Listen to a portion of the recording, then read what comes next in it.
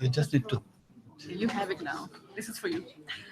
Oh, I can throw it, no problem. Somebody need to just raise. Can we bring it? Yeah. Yes, yes. Oh, it works.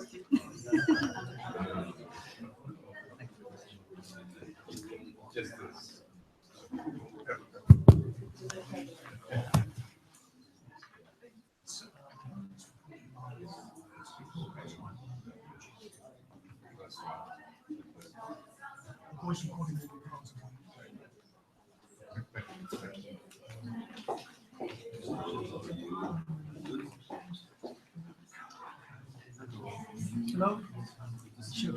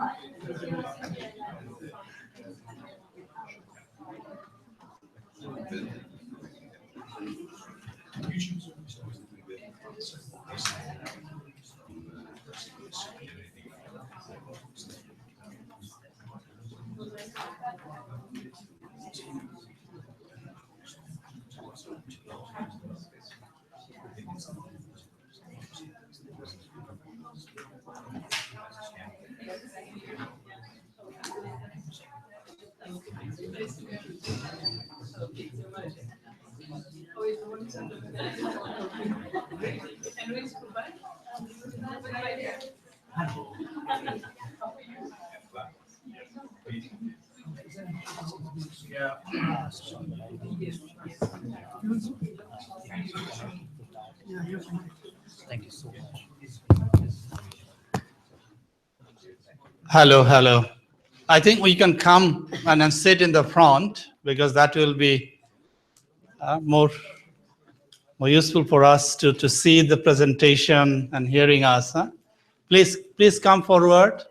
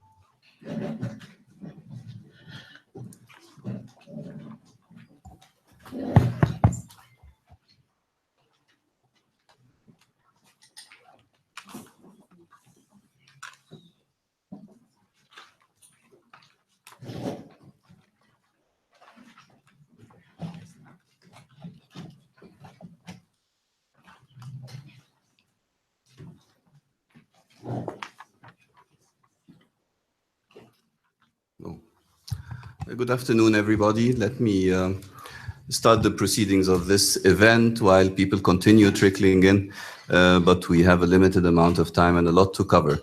So my name is Yusuf Nassif. I'm the Director for Adaptation at the UNFCCC Secretariat, and I would like to welcome you all to this side event on the Lima Adaptation Knowledge Initiative and its application in one sub-region. And we'll hear all the details about this in the forthcoming hour or so. The Lima Adaptation Knowledge Initiative, for those who are not very familiar with it, is a very innovative modality to help enable and scale up adaptation. Now, how does it help with adaptation, and how is it innovative? I will explain that. By way of background, this was launched by the COP president back in 2014 in Peru, Minister Pulgar, and its first iteration took place in the Andean region, where the methodology was applied to prioritize the knowledge gap in that region, and then several regions followed.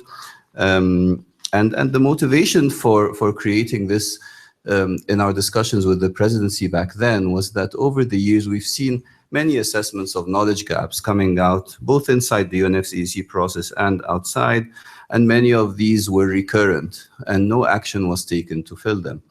And some weren't. So there was a feeling that a rigorous identification of knowledge gaps in a way that was comparable across sub-regions was something that would add value to the process, because filling knowledge gaps seems a natural first step that is cost-effective and would serve to remove some of the barriers that stand in the way of enabling and scaling up adaptation.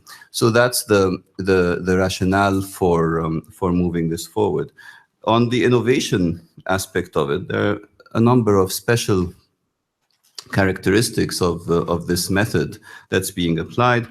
One is that it applies a rigorous and objective methodology for prioritizing the knowledge needs using a set of experts on adaptation knowledge for each region. The second is that this methodology is applied consistently across all regions. So it makes it easy to identify trends and see comparability, basically, when knowledge gaps are being addressed in either a sub-regional fashion or across different sub-regions. A third interesting characteristic is the process focuses on an integrated geographical unit, a sub-region that is characterized by common climatic or geographic conditions. So as we'll see today, the Kush Himalayan region has very similar characteristics across countries. It's not about geographic or political boundaries, but rather about a grouping that makes sense from a climate change perspective. And finally, an interesting corollary of this exercise is that we found sort of a natural focus arising in the need to repackage or reformulate existing data, information, and knowledge. So contrary to what we thought in the beginning, that there might be more of a need to generate new knowledge, a lot of the barriers were about that knowledge not being available in a form that is usable by the practitioners. And so much of the focus of the LAKI now is about this type of reformulation or repackaging. And in the cases where new research has been found to be necessary, the LAKI has found a sort of a channel to make this also be taken seriously through the PROVIA initiative, which is a global research program on impacts, vulnerability, and adaptation. And so it's happily an integrated process, which is now close to basically finishing its pilot phase. There's one more sub-region left, and then we hope that it will, the successes, the early successes, will enable it to take off and basically secure resources on its own based on the merits of the process itself. And so without further ado, I would like now to transfer the facilitation to my good friend Muzahar Al-Alam, or Babu, from UNEP, and UNEP is really the agency that's implementing this initiative in full force, with the backing of the UNFCCC Secretariat as the Nairobi Work Program, because this is an action pledge to the Nairobi Work Program.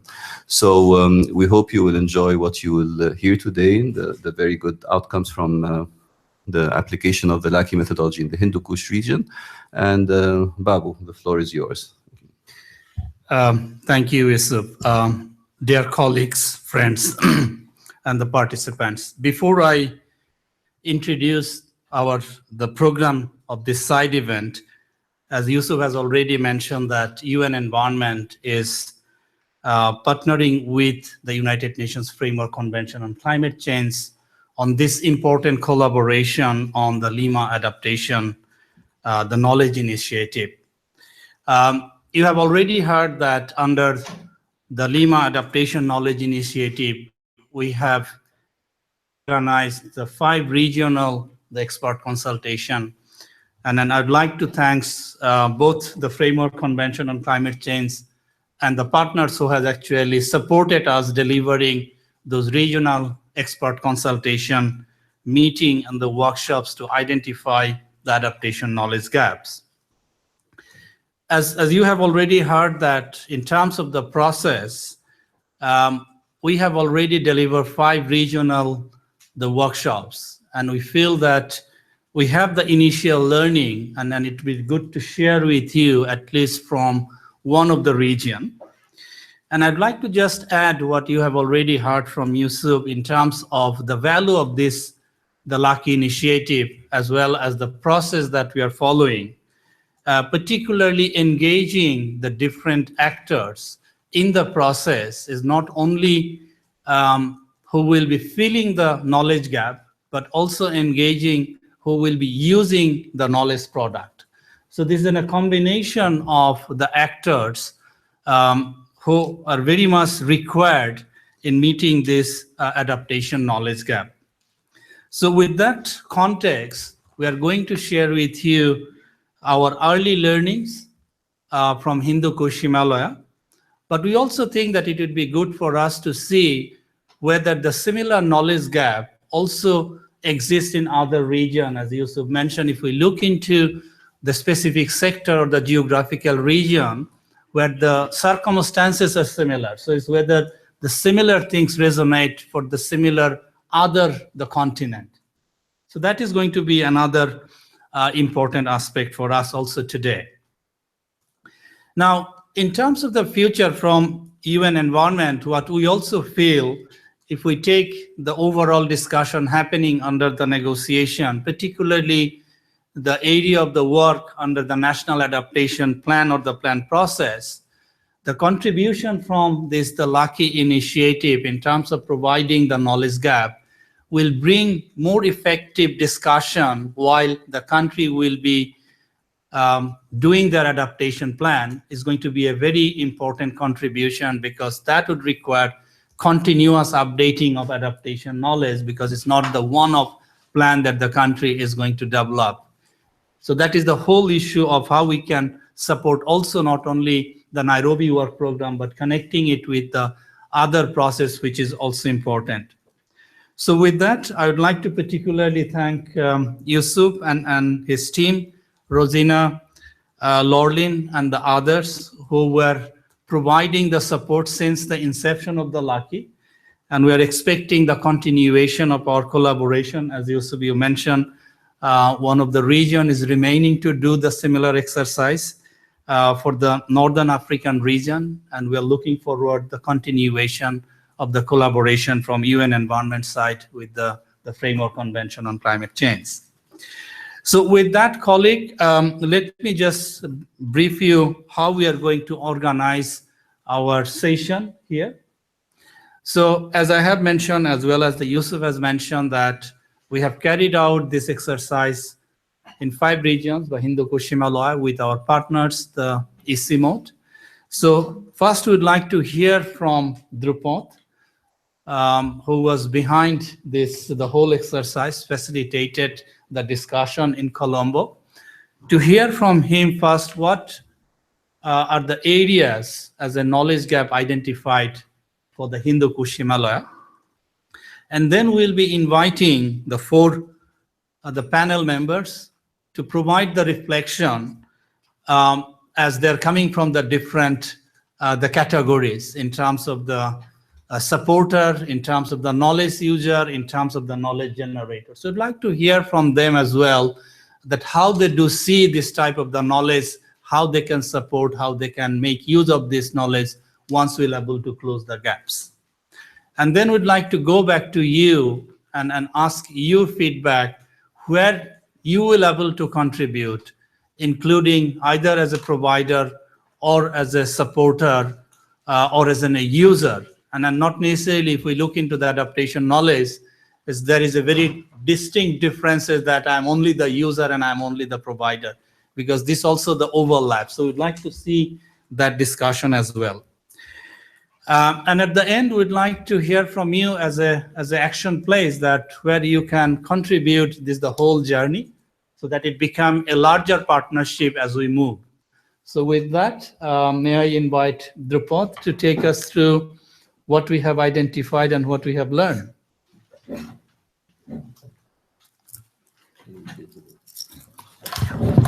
Yes. Change sheets just to make it easier to run the slides.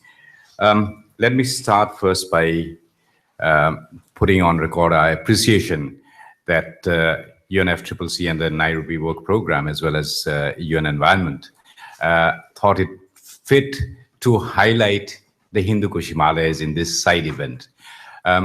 Hindu Kush Himalayas, as you'll see from my presentation, has got a special reason for focusing. Well, just a word about the International Center for Integrated Mountain Development. It's an intergovernmental organization, and we serve the 8 countries of the Hindu Kush Himalayas, starting from Afghanistan all the way to Myanmar. The Himalayas is important for a very single fact. It's also known as the third pole because it holds the largest freshwater resource reserves in the form of ice or snow in the Himalayas outside the 2 poles. Second, there are 10 major rivers of Asia which arise from the Hindu Kush Himalayas. So whatever happens in the Hindu Kush Himalayas affects not just the 210 million people who are residing in the Himalayas, but a lot more downstreams. And you are talking about 1.2 billion people who are affected because of what happens in the Himalayas. Now, downstreams, particularly in India as well as in China, you have one of the most densely populated river basins and the floodplains which are there. Also, these are areas where you have the highest concentration of irrigation. Anything which happens to the waters which are flowing from these 10 rivers, and particularly from the ones which flow into China and into the Indo-Gangetic plains, is going to affect food production in those areas. And that means it's going to affect food security. So it links up, not just in terms of climate change adaptation, but also in whether we are able to meet the sustainable development goals. That's the reason the Himalayas becomes very important from the point of view of change which is happening. Now, I start from the IPCC AR4 report, which came out in 2007. It was in this report that apart from the focus on climate change which came about, this was also the report which recognized that there is a knowledge gap and a data deficient region, and that's the Hindu Kush Himalayan region, where we have very little data about what is happening in that. Starting from that, ICIMOD as a organization, we started looking at how you can fill those data gaps. We have conducted a number of research projects. We have developed a few methodologies and tools, but basically we have tried to downscale scenarios of what is happening in the Hindu Kush Himalayas, looked at what is the scenario for water availability, ecosystem services assessments, and how that is being affected because of the climate change impacts. Also, vulnerability assessments in regard to the communities there living in the Hindu Kush Himalayan countries. Now, all this is done not just by ICIMOD staff, but we also have partners across the region. So it's a joint knowledge generation which is being done, and with multi-stakeholders at different levels. So you're not talking only of researchers, you're talking of government agencies, you're also talking about NGOs and communities. And that, I think, is important when we get into the whole area of adaptation action.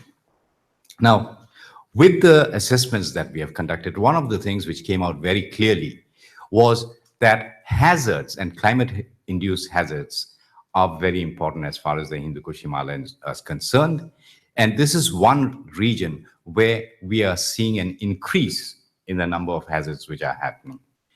When we look at the types of hazards which are happening, we see that 1/3 of the disasters are because of floods, whether they are flash floods or the normal floods which are there. Now, this brings about not just the destruction at the moment, but even post-floods, there's some dramatic impacts which are there. Like what you see in these two photographs in Assam, where huge amount of land is left sand-casted, and where agriculture then becomes very, very difficult, and that impacts on the livelihoods of the people who are living in those areas. Coming to LAKI, what did LAKI bring in? Well, for one, as Yusuf pointed out, it made some of the priorities, it made it possible to identify some of the priority gap areas. We had about 50 plus areas which were initially identified, but once we went through the process, the Delphi process, we could narrow that down to 16 knowledge gaps which were on priority areas for the Hindu Kush Himalayas. Within that, one of the gaps was in terms of lack of access to awareness about the hazards and also the early warning systems. And I'm going to give you an example of how ICIMOD as a knowledge center, we have been working to try and to bridge that gap. Many of you would have heard of the World Hydrological, the observation systems which are there. Now, this is a system which is anchored by the WMO, and it has been worldwide. But for the Hindu Kush Himalayas, ICIMOD was one of the main anchors for that. And we started the High Cost project, which is looking at the river flows, the hydrological cycles, and established the regional flood information system in the HKH region. Now, the basic idea was to make information flow faster than the floodwaters so that there's early warning and there can be action which can be taken on that. We partnered with 4 countries, Bangladesh, Bhutan, Nepal, and Pakistan, using the latest technologies and data collection transmission methodologies. Real-time transmission of data could be done, and access to around 300 global telecom stations of the WMO could be put into this network. Also, there were 38 new hydromet stations which were set up in these countries. Now, what did that bring out? It helped us in developing a flood outlook system. This, in the 2 river basins of Ganga and Brahmaputra, has been able to give us real-time data of how the floodwaters are moving and what is happening in terms of the river flows. The mathematical model which was developed together with this also helped to tell us what are the precipitation and runoff dynamics which are there. And this gives you a methodology to then help in early warning at the macro level, at the regional level. These, at the moment, are available on the web, and these are shared with the hydromet departments in each of the countries. They then repackage that and come up with their flood predictions or the early warning systems. This is one example of knowledge which was generated, but how LAKI could help us in then refining, validating and refining the use and the flow of the energy to users who are actually the real people who need this information for then forewarning the communities and take precautions. But floodwaters affect the communities. And this is where we have another intervention which we started, and that's the community-based early warning, monitoring, and a warning system. Now, what it does is there's a transmission or a monitor on the river banks, which is linked to a receiver in the village, which is housed in one of the volunteers' houses. As soon as the floodwaters start rising, there's an alarm which goes off in this in the volunteer's household, and then the volunteer can send the information through SMS and through phone calls downstream to communities, as well as the district authorities, which are then able to respond to the floods. Now, the technologies have been improved, and with the LAKI, once we saw that this was a priority area, we further enhanced the technologies which could be put in, going from just connections with wire to wireless technology, but now looking at telemetry. Now, with telemetry, what happens is you can actually monitor the level of the water on the river, and this can be transmitted. You can see that sitting in your control rooms or in the decision maker's office, and then take immediate steps for the to ensure that the warnings go on and people can respond to these floodwaters which are coming.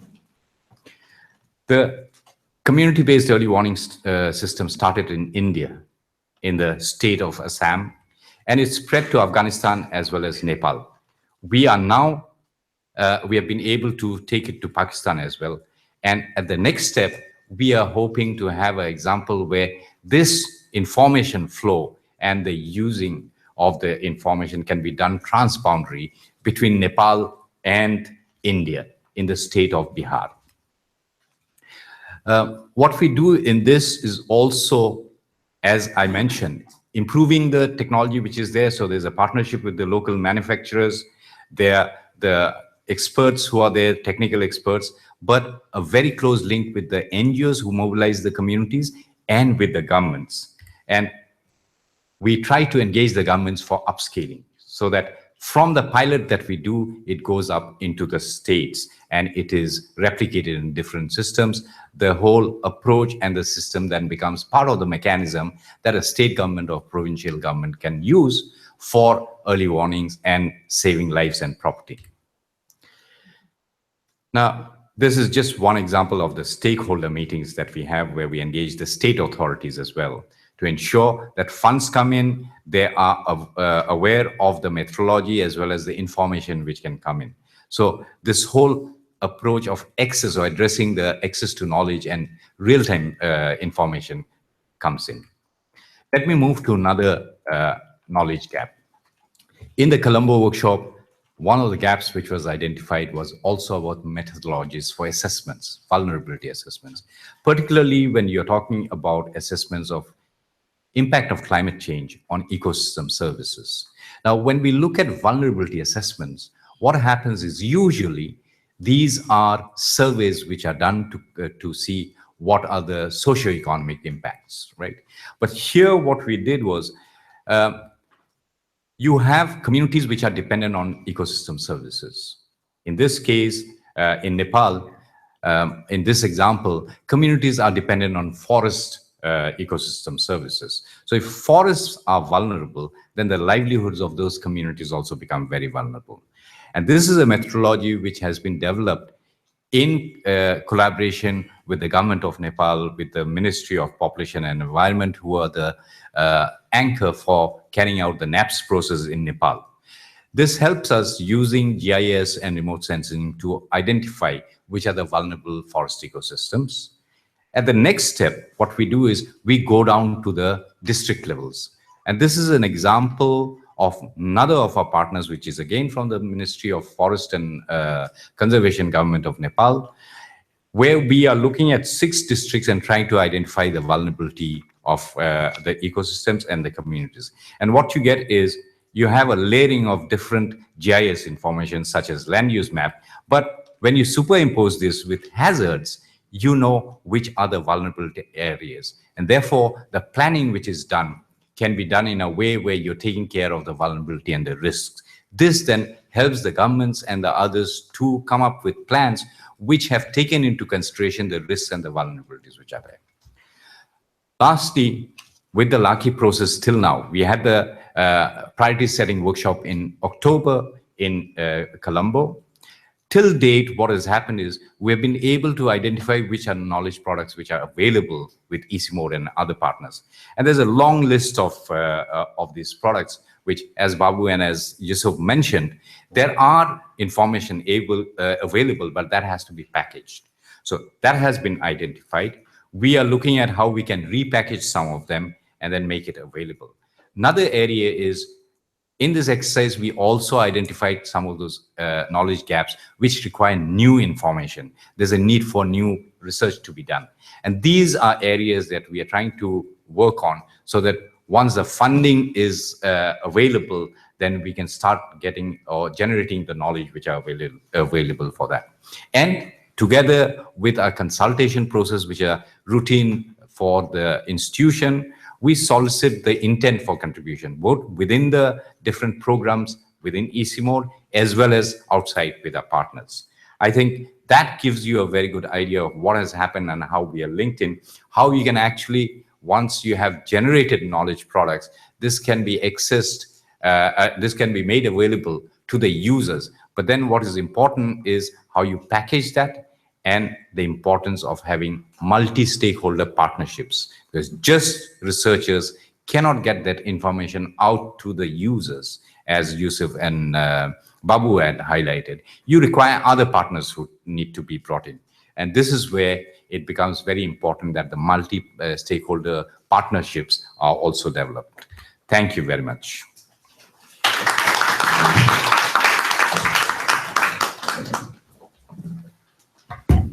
Thank you, Drupad. And as I mentioned, that we'll have now the designated the panelists. So may I invite Akio Takamoto, please come, Lamsalji. And also we have Edith from the IDRC, please come and join me. And also have Neera.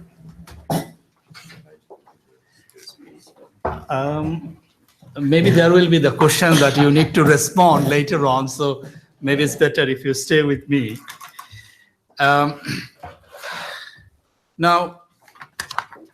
what I'd like to ask the panelists that we have invited, as I mentioned, that they are from the different institutions and providing the different type of services, as well as using the information and knowledge. So I'd like to start with the Lamsalji, who is sitting just left side of the table. And the Lamsalji is the Joint Secretary, and he is from the Government of Nepal and the Ministry of Population and Environment. And then my particular request to you to highlight that in terms of the knowledge support and the different tools, and Drupad has already mentioned about this, the methodology and the tools part.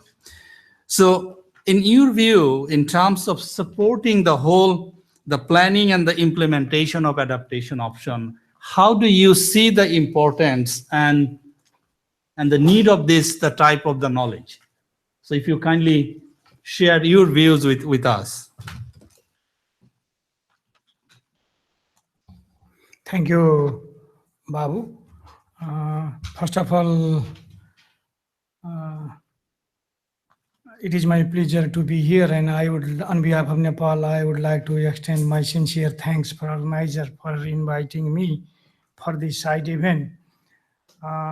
From the perspective of Nepal, I think with the population of 0.4% of the world, with the global greenhouse gas emission of 0.027%, and with the annual temperature increment about 0.04%, Nepal is one of the vulnerable country, there is no doubt. So despite having our climate change policy, NAMA framework, LAPA framework, Nepal is in process of developing National Adaptation Plan with the support from Practical Action, UKAID, and ICIMOD. So during the time of, particularly during the time of the process of formulating National Adaptation Plan, we have particularly encountered with 4 different types of knowledge gaps in adaptation. That is, first one is that is about projecting future climate risk and impact. That is particularly in adaptation planning process has 2 dimensions. One is it is political process. The second one it is a science-based. When it has to be science-based, there the knowledge is required.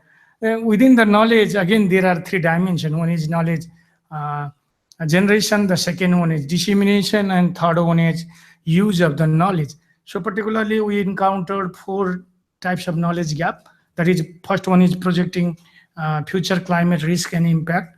And the second one is context-specific methodology, particularly in assessing vulnerability and risk of climate change to be used in national adaptation planning process. And then third one is how climate change is happening in Nepal and what are its implications. That is the foremost important to generate the knowledge before to have any type of recommendation, any type of setting in planning process. Of course, the fourth one is particularly capacity building in national adaptation planning process. So these are the 4 types of knowledge gap that we encountered in our planning process.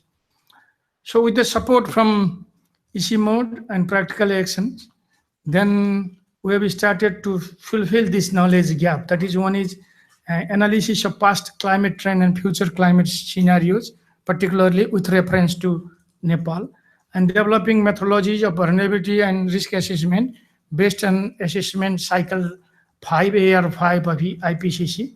The third one is again synthesizing existing knowledge on climate change, particularly with reference to Nepal.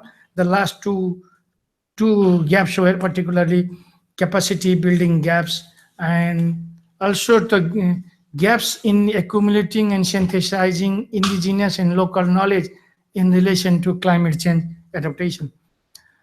So with the support from ICIMOD and Department of Hydrology and Meteorology, we are in process to develop the past trend of climate change and using most relevant climate model to project the future scenarios. That is the first. The second one is we are developing the context-specific methodology of vulnerability and risk assessment to be used in national adaptation planning process. And we are also synthesizing with the support from ICIMOD, Practical Action, and other stakeholders. The NAP team, who is working in NAP formulation, has started to synthesize the existing knowledge on how climate change is impacting in socio-economic sector of Nepal. And finally, also there has been capacity building programs. Some are already completed, some are in process, particularly training and organizing international training and exposure visit in relation to adaptation planning. With these words, I would like to again to thank to the organizer, and I would like to close my presentation, and I'm happy to join with the discussion. Thank you very much.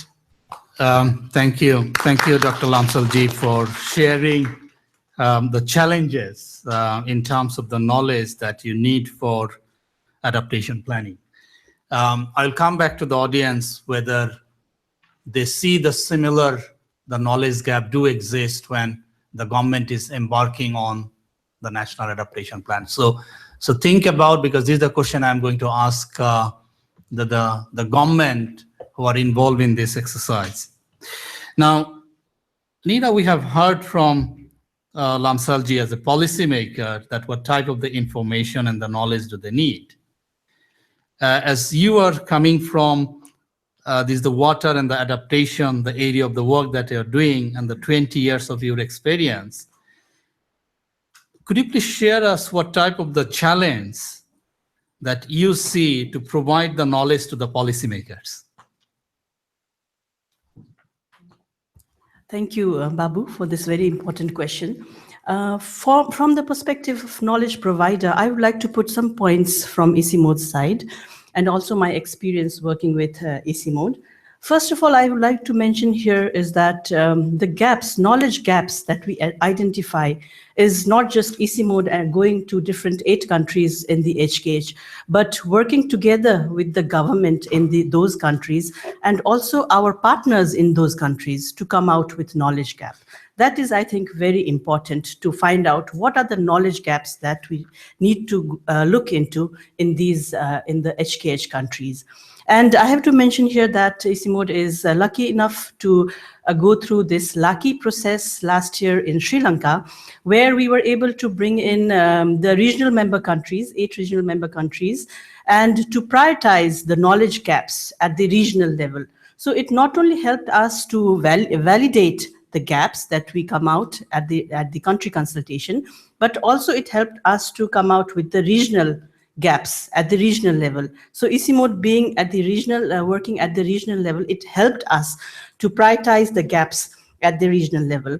Now coming to your question, Babu, on the challenges and opportunities. Of course, as a knowledge provider, it is quite a challenging task to address all the gaps and address all the level of gaps that we face. A major gaps that I would like to mention here is the knowledge that is required at various levels. For example, let us take an example of climate models and projections. If you look at it at the global level, then we will be talking about the global projections and the trends at the global level.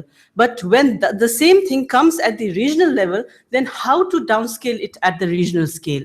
And the importance is the uncertainty. How do we reduce that uncertainty at that level is very important and very challenging. But when you come further down at the national level, then it's more difficult to come downscale at this level, But the other challenge is also at the national level, the countries would like to know how much water will come from upstream to my country. Will it be flooding this year? Will it be drought this year? So this upstream and downstream linkage is again a challenge, because water being a very political issue in different countries, but not only that, other issues also is very important and challenging as a knowledge provider to provide that knowledge at that scale. But more even challenging is when you come at the local level, then the farmers will ask us, we don't care how the graph will go up and down, we want to know whether there will be drought in our area, whether there will be flood in our area. Do we need to change our cropping pattern, and do we need to change our crops? Do we need to use more fertilizer to get more yield? So that different level of information that needs to be provided at various levels is quite challenging. And that's where the decision makers also need to make a decision at various scales. And the other important challenge that we are facing is also the repository of data. As Drupad has mentioned, during our LAKI process also, we came out with 4 different challenges. One is also through our experience, we found in data, when we talk about knowledge and data, there's no data available, and we need to create new data. The second one is limited data available. The third is limited data is available, but not accessible. And the fourth one is data is there, access is there, but we need to repackage it in such a way that we can hit the different audiences in different manner. The message that comes out from scientific reviews, scientific papers might not be useful for a farmer who just wants to see whether there will be rain or not, So the different type of repackaging that we have to do, and that again helps the decision makers to make decision at various levels. Now, with the challenges comes the opportunities, and ICIMOD also sees a lot of opportunities where we can really support the decision makers, again at various levels. When we look at the global level, then the tools, methodologies that Drupad just now mentioned is very important at the global level. Like some of the tools, methodologies, we have also submitted to NWP, Nairobi Work Program, which will help us to disseminate it at a global level. When it comes to the regional level, as Drupad mentioned, HKH is considered as a data scarce area. And ICIMOD at present is working with more than 200 scientists in the region and outside to fill this gap under the Hindu Kush Himalaya Monitoring and Assessment Program, HIMAP. So this result will be coming out very soon, where we will be coming out with different data, different knowledge in our HKH region, and trying to fill that gap, knowledge gap in our region.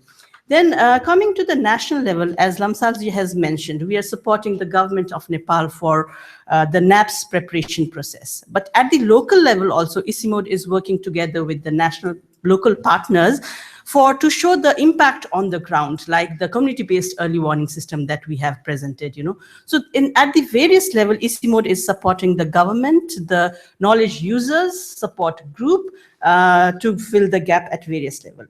However, we also see that there is a need to establish a mechanism, the institutional mechanism, which has not only the repository, but who can also be contacted when the users need the data.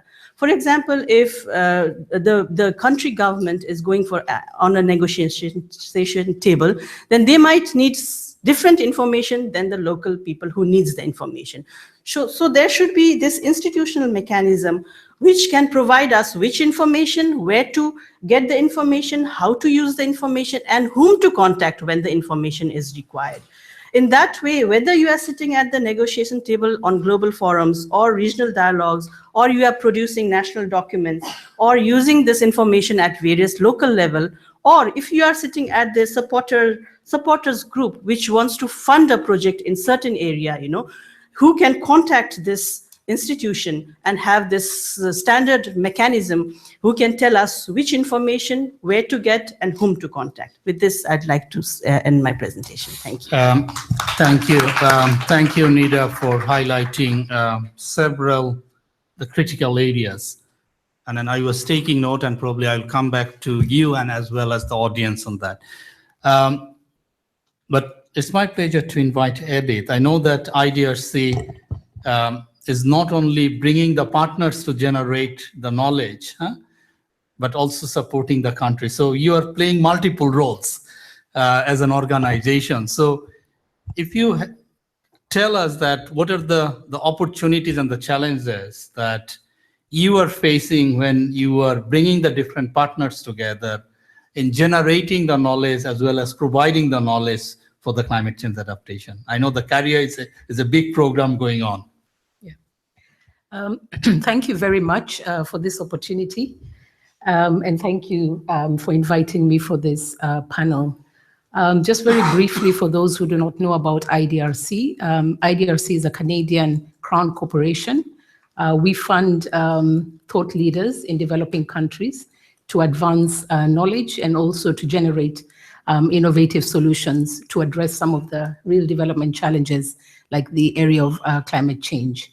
So we pride ourselves in funding local people to find solutions to their own problems. So that's where we try to make a difference. I'd like to share just 5 points, because I know you've just given me 5 minutes. One, to just talk about the experiences that we've had in funding research and the various methodologies and modalities that we've used. One of the modalities that we've used is a consortium approach. We've been funding this very large initiative, IDRC and DFID, which is called CARIA, which is the Climate Adaptation Research Initiative in Africa and Asia. Basically, what CARIA does is that it looks at hotspots in the world, in both Africa and Asia, where we have large populations that are vulnerable to climate change, and to see how their livelihoods and the populations can be, their resilience can be enhanced. The hotspots are in semi-arid areas, as well as the deltas, and also the glacier and snowpack river basins, fed river basins. And we also work in the area of the HKH. So the approach that we use, because we've realized that to make a difference, you really need to bring different research players together and to look at how they could address real development challenges in a multidisciplinary way. So these are large multidisciplinary groups. We fund 4 consortia working in the 3 hotspots. And basically, probably I'll just focus on the Himalayan region, which is of relevant to this particular side event. In this particular, so the 4 consortia bring together about 450 researchers from across the board, including young scientists working in about 60 institutions and partner agencies, and also working with young researchers so they can build their capacity, and in about 14 countries. Now, why is this unique and why is this important? One of the things that we pride ourselves in is funding research at the cutting edge, being able to contribute to research knowledge, but also address the issues of packaging, which I think you had addressed before. So we find that these transdisciplinary teams are able to look at a problem from different perspectives. So this is one of the advantages that you have. The second advantage is that within a multi-stakeholder process, you're able to bring the researchers together with the key users of research findings. So looking at policymakers, civil society, private sector, and even the community. And I must add, and it's very critical, to also work with the media, because the media allows you to digest some of the research findings and shape public opinion on the issue. So these multi-stakeholder processes that involve the stakeholders from the beginning to the end, so they have to be part and parcel of the research process, is very unique. So that has been a positive experience. I must say that it's extremely challenging, and I'm sure Drupad can share that with you. Managing large consortium is very complex. But with that, you're able to address the problem from different dimensions, and you're also able to have chances of having higher impact. Now, in terms of the challenges, some of the challenges that I see, or maybe let me start with the opportunities that I see. And I'll touch on 2 opportunities. So which is my second point, is that in this kind of arrangement, I think, especially with the High Aware project that's being managed by ICIMOD, which is covering the HKH sub-region, has also taken the opportunity to have field-based testing of the adaptation options. When you do field-based testing of adaptation options, you're able to prove the concept, you're able to generate research evidence to show what works and what doesn't work. At the same time, you change lives, and you've got the opportunity to influence policy and to influence practice. A second opportunity is the need to build the capacity of young and upcoming researchers. So that allows mentorship and allows you to create the next generation of researchers to continue doing work in this particular area. I want to leave you with 2 areas of challenges. These are challenges that we've observed in funding this kind of work. One is that scientists struggle with balancing scientific rigor and publication with research into use to ensure that the research can actually be taken up to make a difference in policy and in practice. I know it's a very tough balancing act, and I think it would be good to sort of like share some of the experiences in that, in being able to handle scientific evidence, ensuring that there's rigor and that you're publishing and contributing to literature, but at the same time, you need to make a difference with that research. It needs to inform policy, it needs to change people's lives. So the balancing, that is important. The last point, which is a continuing area of challenge, is that I think technological innovations is not much of a problem. I know, for example, the High Aware project has come up with testing a number of innovations which are not new, looking at EcoSan toilets in India, looking at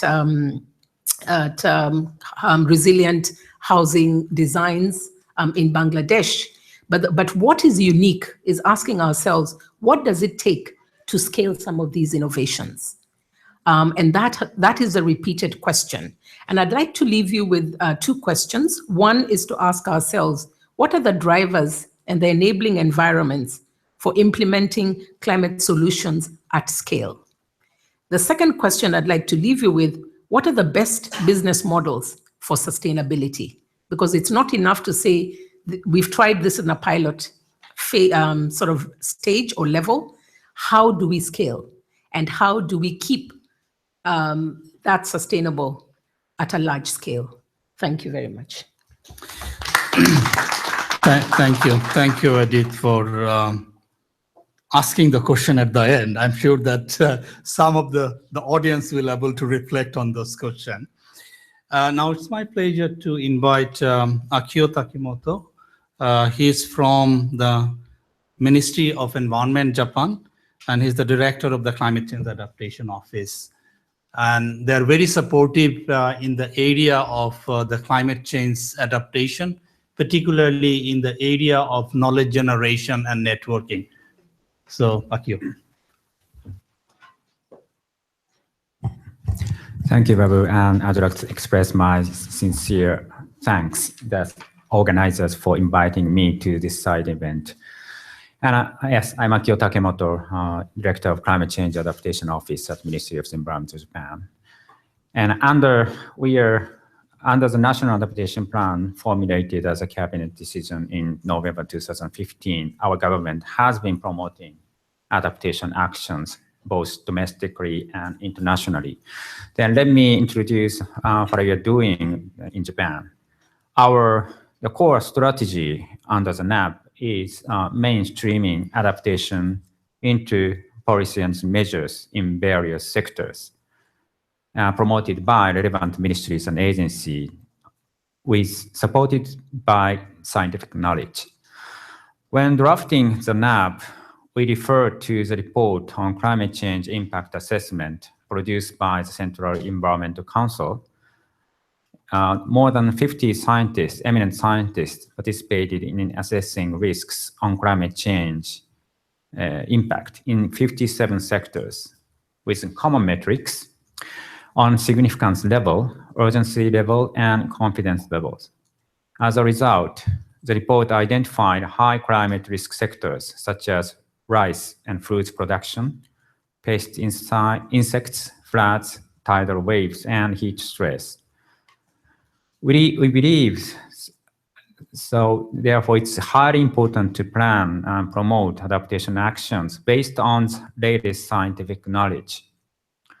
So we will continuously get new knowledge by promoting research and monitoring activities in the future. But at this moment, for most highly prioritized sectors, as mentioned, relevant ministries such as Ministry of Agriculture, Ministry of Land Infrastructure and Transport, and others have been enhancing measures to address the damages caused by climate impacts. However, recent extreme events make them difficult to cope with it. And it is projected that climate change will much more severe damage to these sectors and also affect other sectors, which now doesn't require adaptation actions. So this is a point. So we are not sure in which sectors and how much the climate change will much more impact. So in this case, even for us, the more precise scientific knowledge is necessary.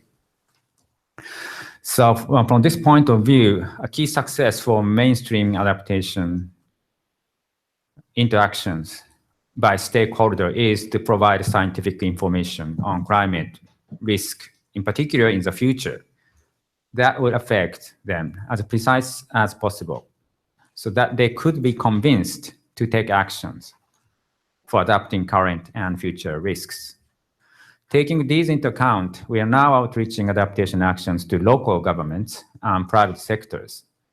The most urgent support they need is to provide information on climate risk in local scales, what would happen in specific sectors, such as special agricultural products and fish special to the local areas. They are such as oranges, apples, oysters, squid, and flood risks on the rivers running through the areas, heat stress risk in the cities in the future. But in this case, local government needs new impact modeling works with higher space resolution, less than 10 kilometers, in order to get convinced to take actions. Yeah, so in order to promote these actions, our ministry established adaptation information platform in August last year. It's called APLAT. It provides data sets on future climate impacts in all 47 prefectures. And also we provide information on national and local adaptation plans and actions, and guidelines for adaptation planning for local governments, and good practices on adaptation actions and business taken by private sectors. And we also started actions to support by creating local adaptation consortium in 6 sub-regional areas to support projection of future climate impacts. Then I'd like to talk about international cooperation briefly. At the COP22 in Marrakesh, Minister of Environment Yamamoto announced to establish the Asia-Pacific Adaptation Information Platform by 2020. It has 3 essential functions. The APPLAT aims to provide data sets on climate risk in partner countries, in both in national and local scales, to provide toolkits for encouraging stakeholders to take adaptation actions and to provide capacity building. So currently, our ministry is cooperating with partnering countries such as Indonesia, Mongolia, Fiji, Samoa, and Vanuatu for climate change impact assessment to be input to the APPLAT. So, okay, so, and also started cooperation with Asian Development Bank in mining climate risk data produced by a various projects by ADB, whose data will also be provided to the APPLAT. I believe that our initiative will contribute to closing knowledge gaps on adaptation in developing countries in the region. Furthermore, by sharing our experience from APPLAT initiative with regional and global knowledge networks, such as Asia-Pacific Adaptation Network and Global Adaptation Network, we will be able to outreach latest knowledge to other regions in the world. MOEJ has been supporting activities of APEN since its start in 2009, such as the support for the APEN Forum, creating technology database, and activities thematic nodes that includes activity in ICIMOD. And so by keeping our partnering with APEN and GAN, we will hope to close knowledge on the longer term base. Thank you very much. Thank you very much. I would like to thank all the panel members. Now, in terms of the timing, we have plus couple of minutes, but I'd like to just divide this discussion into 3 parts. If you have any clarifying questions to any of the audience, I know that Akio need to leave. And I think we have a colleague, Cozy, here. If there is any burning question, hope Cozy will be able to address that. But thank you very much for joining.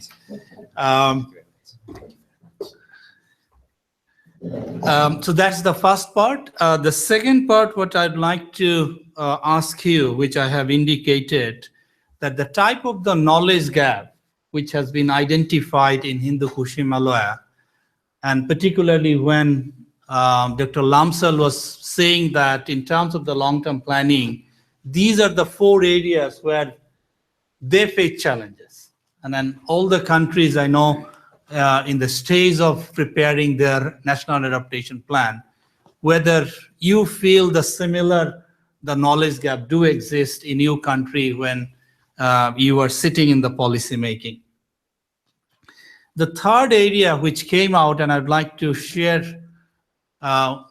from you, where do you feel is the whole issue of, and where you can actually contribute as a partner?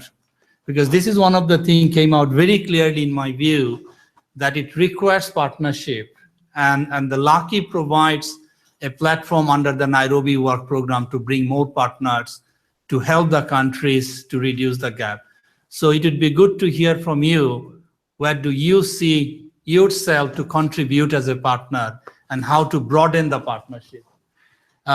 So with that, the three, I'd like to open the floor. Do we have any clarifying question or queries to the panel, please? Those who haven't played the cricket and catching the ball, this is probably a good time to learn and how to catch things. That's all. My name is Judith Soletsky, and I'm coming from International Network for Sustainable Energy.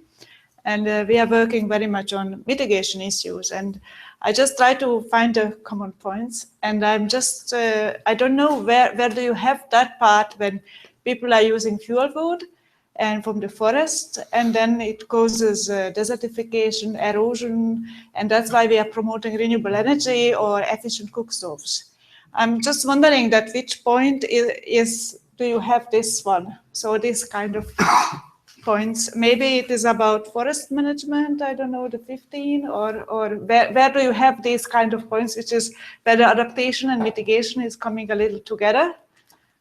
Okay. Okay. Because you are speaking about multidisciplinary and so on. All right. No, thank you very much. And this is the part where we could also so as a part of my first blog, as I mentioned, the 3 blogs that I'd like to dedicate for the discussion.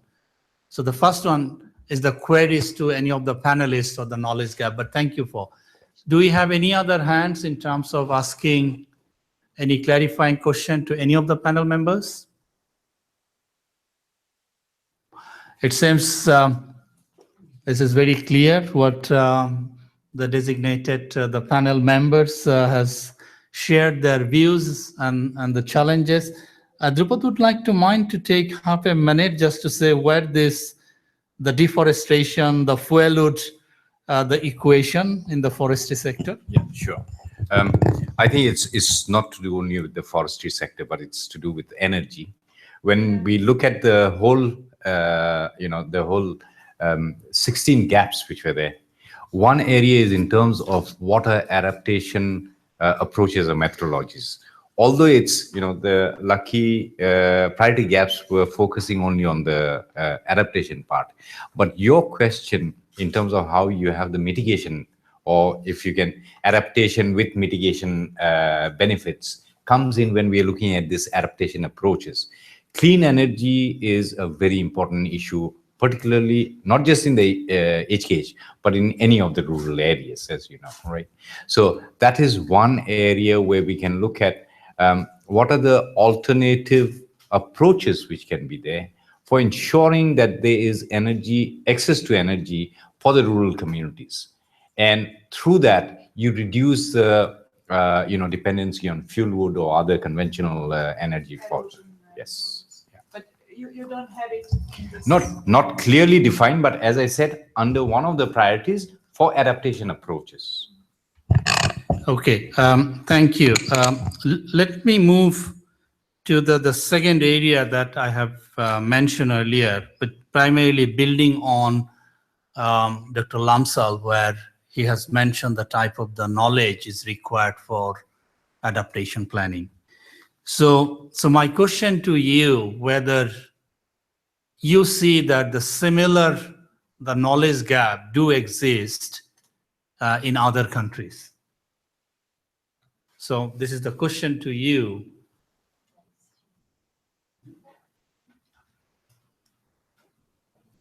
What are the regions, I think? Maybe Africa. Yeah, when I'm mentioning it is not necessarily you need to be from the Hindu Kush Himalayan countries, because you are not. So, but as we're talking about the adaptation planning, and then many of you are from the government, whether you see the knowledge gap. Yes, somebody need to throw this. You have one? Okay. All right. I have one too. So my name is Narcis. I'm working for the European Commission. Actually, I think it's a question that links the first set of interest of the discussions with the second one. I have 3 questions. The first one, I noticed that there are some quite important partnerships that were established through the LAKI initiative? And in terms of sustainability, are they there to last? Is it an issue that they could be hampered or put under risk by a lack of funding or other kind of sources in the near or medium future? Then the second one is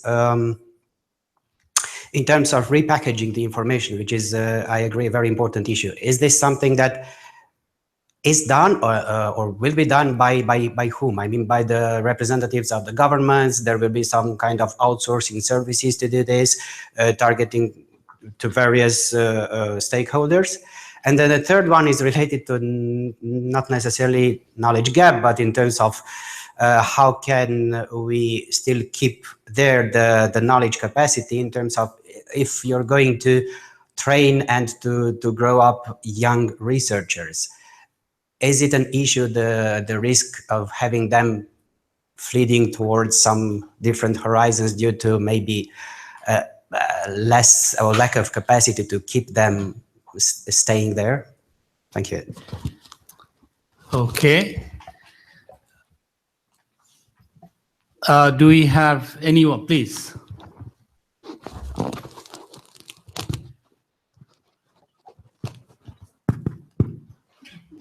Thank you very much.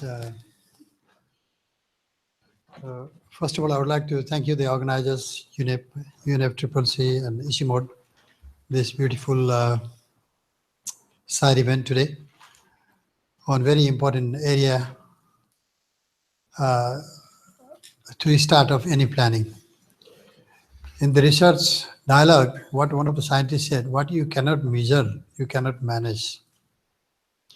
I quite like that idea, and what you don't know, probably you don't know how to manage it also. So how to know is perhaps the thing we are discussing here today, because we need to know something, and that is knowledge.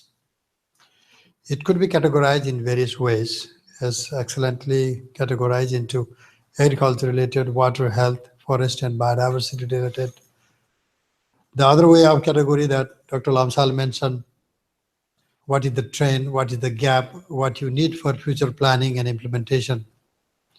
The other categorization may also exist. It depends upon how you feel comfortable to carry out this categorization and what is the purpose. It is very difficult to identify, locate, capture, synthesize, interpret, disseminate, and use knowledge from one that has been localized in part of the world. And when you try to generalize it and try to replicate in other part of the world. That's why probably there is also one dimension that to what extent such methodologies would be able to generalize this knowledge which we have exercised in our part of the world to the other part of the globe. Perhaps that has to be seen quite cautiously. I have several questions to this initiative because you have initiated the work and you have initiated intuitiveness and excitement to us. Generating knowledge in itself is not an easy job, and knowledge is spread over. Some knowledge is in the form of codified, others may be at the local level. Even further would be in the local stations. The information and data must have been collected for several years in some of the meteorological stations. For example, what is required and useful for trend analysis to plan better than NAPs and other adaptation programs. But this all would have required different level of skills, methods, approach, etc. So how this complexity will be simplified is perhaps a big challenge to this kind of initiative that we have just started, and you are the pioneer one. The second important thing is what is the authenticity, validation, and the accuracy of such data? Because a colleague from Japan mentioned that they are backing up with the scientific knowledge, whereas in my country, Nepal, we are backing up with traditional knowledge and with knowledge intervention that like we are discussing today. So how to validate? To what extent we can rely on this? That could be another area that we might need to consider. I'm finishing. The third important thing would be where to storage and retrieve this data. Who would be the owner? How best we can store this knowledge? And what would be the fate of the intellectual property right, copyright, etc., that we often need to consider when we have such a huge data set, and then who owns it and how user-friendly we can make it. And the last one is financing. We discuss about generation, we discuss about synthesis, discuss about dissemination and its application. We need to build the capacity, and then we need to train our young scientists and data managers. Where does this finance comes from? Perhaps this is one of the things that we are discussing for several years in the process of UNFCCC. Still, we are not sure about it. If you look at further, beyond adaptation, for example, on loss and damage, what sort of data would be required? Whether that would be agreeable, and whether with that data we can generate something else so that the people who are the climate victims will be justified for the justice. You know, this whole gamut of thing that you have initiated, thank you very much. And so far as the collaboration is concerned, we all are here to support you. And then this is the new initiative from Lima, and then it's a baby initiative, I would say. And there is already so much wealth of knowledge that you have gathered. It is quite useful. I'm pretty sure that in the days ahead, we can jointly make use of all this data retrievable and then useful for adaptation planning. Thank you very much. Thank you very much. I saw the hand at the back. I do not know whether, okay. I think we are rather addressing that to where we can contribute. I think we're ending up with a long list of the challenge. What I was expecting that as we have the different actors, who are supporting the knowledge generation, who are using the knowledge, and someone is repackaging. And I thought that we'll be able to see more hands that yes, I'm ready to support generating knowledge. I'm ready to put the knowledge in the repository without any charging. So I thought that I'll be able to get that kind of the response and to build the partnership and widening the partnership. Rather, we're ending up with a long list of the challenge, which is important. I'm not saying these are not the important. This is also very good for us about the thinking. Now, I just would like to go back, the gentleman from European Union mentioned the three things in terms of the partnership and the sustainability. This is a very important area, which you have also highlighted the challenge that bringing the multiple actors and the scientists, and even convincing the scientists, if I understand your statement, is making it policy relevant, keeping the scientific rigorous. There is not easy job. It's the balancing these two is very important. So this is the type of the challenge. Now, I'd like to go on the partnership and the sustainability. What Drupad, you mentioned is the partnership is actually generating or coming forward by themselves without supporting. We haven't provided any support under the LAKI to ICIMOD, the two examples that they have provided.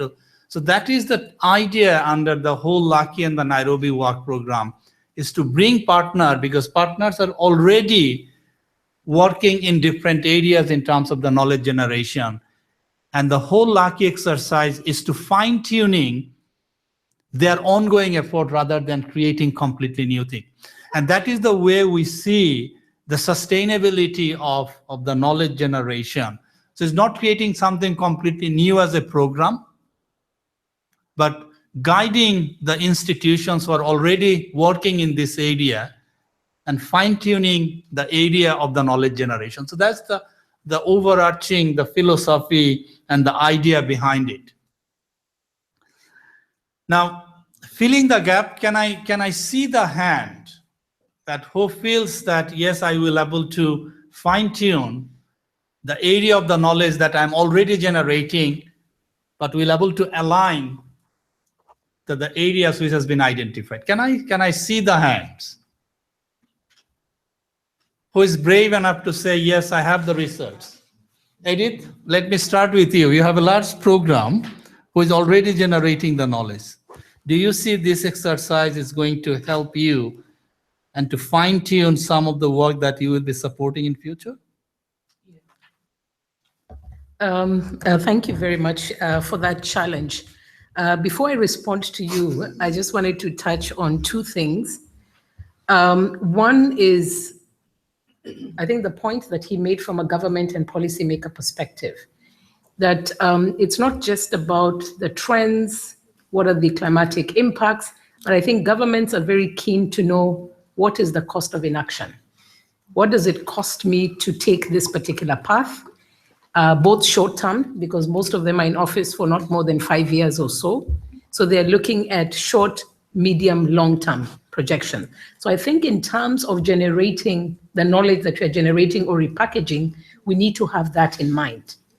What's usable now? What is projections up to 2050? Which some of them may be interested, but most of them are interested in the now. And what can I do now? The second thing that I wanted to talk about is in terms of partnerships. And this touches on sustainability, so to speak. From our experience, we've noticed that when you have multi-stakeholder partnership set up in doing your research, where you're not just looking at the research as being part and parcel, or the researchers being part and parcel of the process, but you also bring on board the technocrats who will actually make the decisions and continue to fund and do the work. And you integrate it into how they do business. It addresses some of the sustainability. So you need to bring them on board to accompany the research process, to sort of like twin the researchers and build their capacity to also be researchers. So that way they appreciate the issues much more and they're able to address the problems. Now to touch on your question, what is in it for us? I think IDRC, we are at a stage where, and this is even coming from our senior management, they're saying, where are the stories? What is it that's coming out of your research evidence? What is it that you know that's coming out of your research evidence?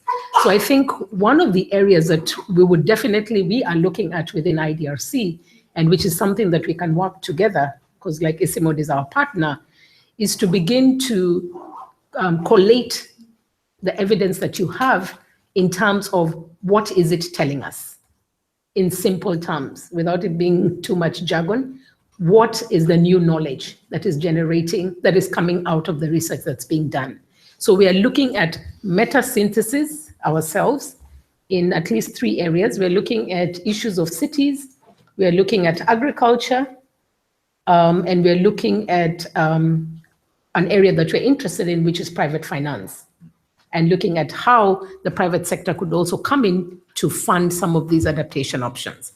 So I think there's an opportunity for partnership there when it comes to synthesizing the research findings that have come out. That's an area that we're interested in. Thank you. I'll come, Drupad, to you on a very specific one. You mentioned the 2 examples you gave, and you provided the 4 countries. What is your plan to scale it up?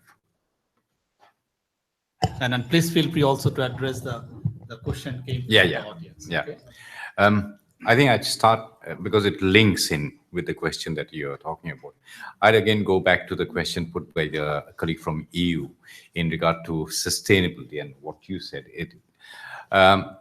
Also, a second question linked was, the different stakeholders, who does the repackaging was your question. For organizations like ICIMOD or any of the research organizations, we are facing the same question that you are putting.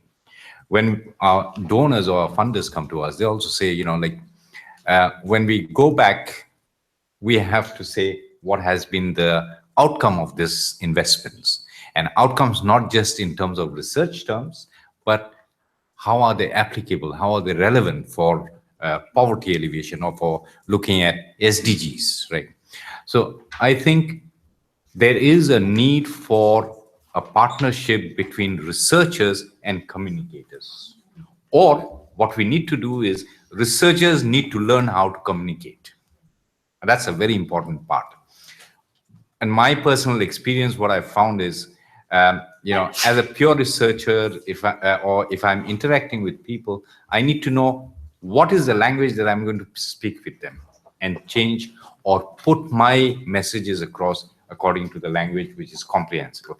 This is something which requires quite a lot of, it requires a lot of experience, it requires a lot of training. And this brings in the relevance of the young researchers that you are talking about, Edith, and the mentoring of them. This is part of the training which is required, right? Designing in these factors in the programs when we are going to the donors is very much a part or a strategy of how you can have sustainability.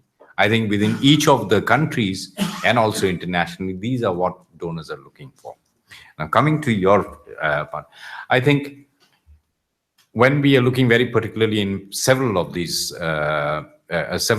initiatives that we have, we find that there is already receptivity and also a demand from some of the regional member countries. The high cost work particularly, we already have 4 partners, 4 countries which are there. The challenge was bringing in India and China, because what you require, what you're talking about is hydrological flows, river flows, and so on, right? And that's where the challenge was initially. Over the period, we have been able to get China and India as observers. We are hoping that in the next phase, they become full partners. Now, one of the indications of having an alternative route comes up from the experience that we have had both in HYCOS as well as in the CBFUs, where what we find is the provincial governments, not the national governments, but the provincial governments are very interested. Bihar government is very interested that we have this link between of the information flow between Nepal and Bihar, right? Because it helps them immediately. The strategy would be to, then have more provincial governments who are then talking with the national governments to overcome the barriers which are there. So bring about a regional cooperation in there. In, again, several instances, the national governments see the value of having a trans-boundary approach, a regional approach, rather than only a national approach. So that's something we would look forward. The challenge, however, is funding, right? And as you know, this is the present situation globally. So we are hoping that there are very, specific instances such as HYCOS or some of the work which we are doing, where all the donors feel that this is something which is important and needs to be funded for the work to go forward. I hope that answers partly your question. No, thank you. Before I invite the others, I would like to just, whether Nira would like to add anything. If not, it's fine. And Dr. Lamsal, because I'm mindful of time. Makes my life easy. But just to add on what Drupad has said, for the sustainability, I think it is very important, especially our experience working on the community-based early warning system is working from the very beginning, from the very scoping stage together with the local governments. That really helps us to take it further at various levels. Yeah. Thank you. Lamsalji. Just I would like to address from our perspective, particularly the level of knowledge and the dimension of knowledge. That is particularly the 2 parts. One is the spatial and another was temporal. Knowledge generated at one time might not be work the next time. So it is a knowledge generation is a continuous process. Of course, there is then resources demanding there. Resources demanded there. That is related to, again, to sustainability. That is a global issue. The second part is the spatial value. That is for example, the climate model generated at national level will not work at a national level. So it is important to downscale the data and increase the level of resolution, because the matter is that who needs the data? Is it a scientist who needs the data, or it is policymaker? They do need the data, or it is the communities they need the data. All stakeholders, all actors, they do the need the data or in knowledge. based on their need, based on their level of requirement. That is the part. Just I wanted to hear the discussion that was most important, that is what is the matter related to adaptation and what is the matter related to mitigation. In country like ours, there is a great degree of overlap between adaptation and mitigation. Energy, renewable energy, the entry point is mitigation. Rest of the impact, that is very huge multiplier impact, is an adaptation. If some intervention is in adaptation, the next stage, it is again going to be related to the mitigation. It is we are differentiated due to this differentiation in climate change negotiation process. But in real life situation, adaptation and mitigations are hard to differentiate. That is the situation, giving the example of renewable energy or forestry, agroforestry, or community-based forest management. Thank you very much. Thank you very much. I understand it's a very burning one. If not, then because I'd like to finish, which is, as I mentioned, that the whole idea is to bring the more partners, and I'd like to request is a kind of the pledge that we'd like to hear from you in terms of where do you see that you can contribute. Yes, please. Now you're mentioning a second time, so I understood the question. I just had two ideas. One of them is that if you work together, maybe the FAO, the Food for Agriculture Organization, because they also have a lot of projects, and I think it's a good combination. And the other one is the World Meteorological Institute. The second one is about working ideas about the language with the scientists and the users. It's in Europe is really a huge problem. We also had a similar challenge or problem, whatever you call. We had got an EU project to get these researchers and NGOs together, and the project had a lot of difficulties. The language that scientists are speaking is not understandable to the users, to the farmers, and we made a platform for it, but I think you really have to think it over how to do it. I doubt that you can teach the researchers to speak in normal language. When we invited researchers, they speak about this data and all this, and the people, the policymakers don't understand it. It's a huge gap, and young researchers maybe can be taught, but also you need to transfer the language to that people can understand, which was also mentioned here. We face it in EU also, in Europe. And we have a network where we are looking for this indigenous and traditional knowledge of agriculture. We have a project in Asia about it, and I can contribute with that one. I think you have to go to the civil society on the communities about this. This is the only way. Yeah. Okay. Thank you very much. Who would like to express their interest to be part of this partnership and the area of the contribution that they will able to make? Can I see the hands?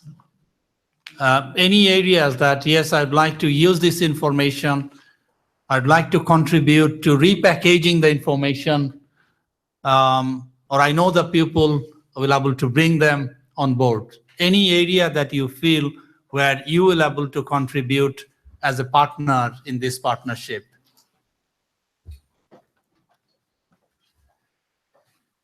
Oh, this is a survey. Okay. I think you have the flyer with you, or if not, we're just going to distribute at the back. You don't need to do it right now, but we'd like to get, if anyone, like she mentioned, that area of the contribution. We have the link, so please, if you can submit your interest, or the second is also to pass it to the people or the initiative that you know that they will be interested to be part of it.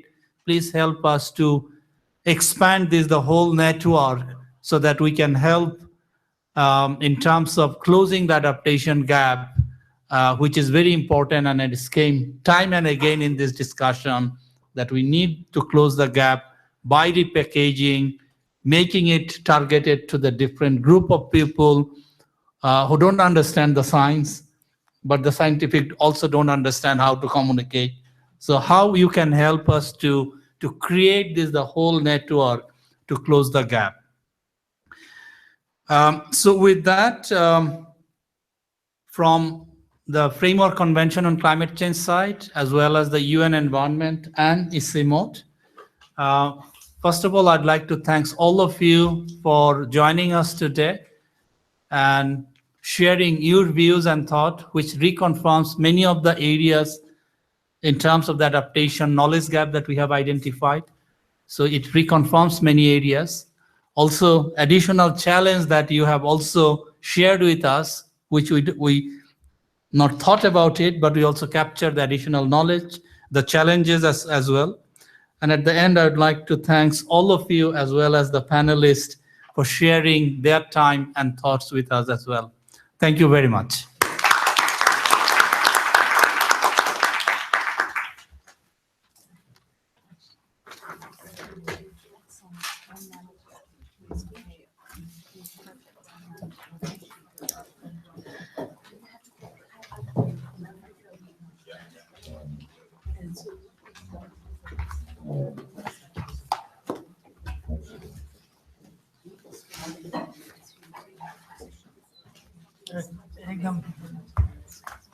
Welcome.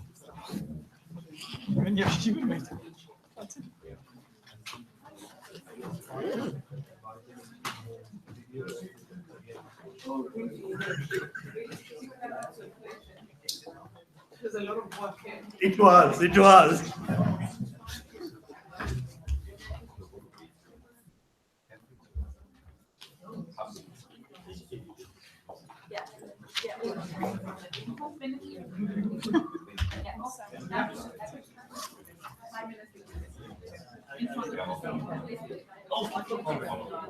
And how do I know that is the number? You can just say that they should only on the tax, then you get the score. I'm not sure if that would work. But they, you can just do that. If there's no tax, you can respond to that right there. Wait for the tax. But they should be very high. So one question. Thanks so much. Thank you. Is